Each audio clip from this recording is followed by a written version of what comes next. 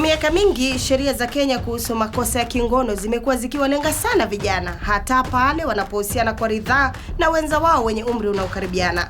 Lakini sasa uamuzi mpya wa Mahakama Kuu umefungua mjadala muhimu. Je, tunaweza kuwalinda watoto dhidi ya unyanyasaji bila ya kuadhibu vijana wanaohusiana kwa hiari? Kwa muda mrefu, sheria hazikutofautisha kati ya unyanyasaji wa kijinsia na mahusiano ya kawaida. Matokeo yake, vijana walikamatwa, wengine wakahukumiwa hadi miaka 15 jela, na wengi wakaacha kutafuta huduma za afya ya uzazi kwa hofu ya kukamatwa. Utafiti unaonyesha kuwa 15% ya wasichana wa umri kati ya miaka 15 hadi 19 wamewahi kupata ujauzito, huku maambukizi ya VVU na magonjwa ya zinaa kama kaswende na kisonono yakiendelea kuwa juu miongoni mwa vijana. Nyingi tulijificha, hakuna mtu anataka kuonekana kama mkosaji kwa sababu ya uhusiano wa kawaida tu. Aisee, tulikuwa tunaogopa kwenda hospitali. Tulikuwa tunaona kama yani tukiulizwa maswali ya uzazi, basi tutaitwa polisi.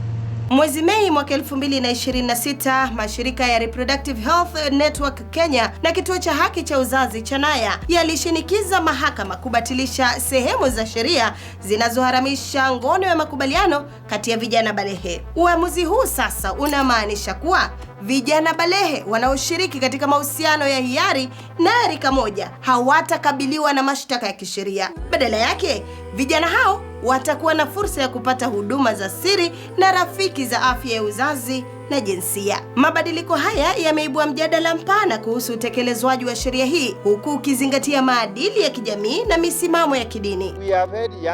Tumekuwa na wavulana wadogo na katika baadhi ya matukio machache wasichana wakishtakiwa kwa ubakaji, wakipelekwa mahakamani na hata gerezani kwa kushiriki tu katika uhusiano kimapenzi wa ridhaa usio na shurti kati ya wenzao wa rika linalokaribiana. Lakini bado kuna hofu katika jamii.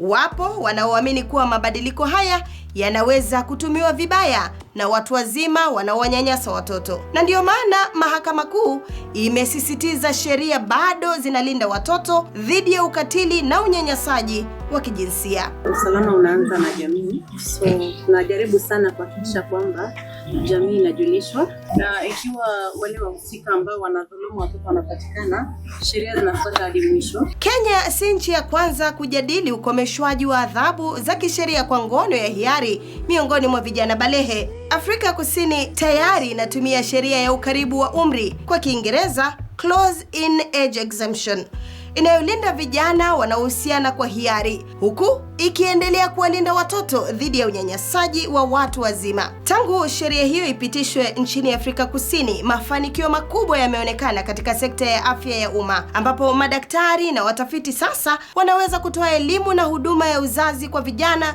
bila vikwazo vya kisheria au hofu ya kuwajibika kuripoti mahusiano hayo kwa polisi. Hii imesaidia kupunguza vikwazo vilivyokuwa vikiwazuia vijana kupata ushauri wa kitaaluma wa kujilinda.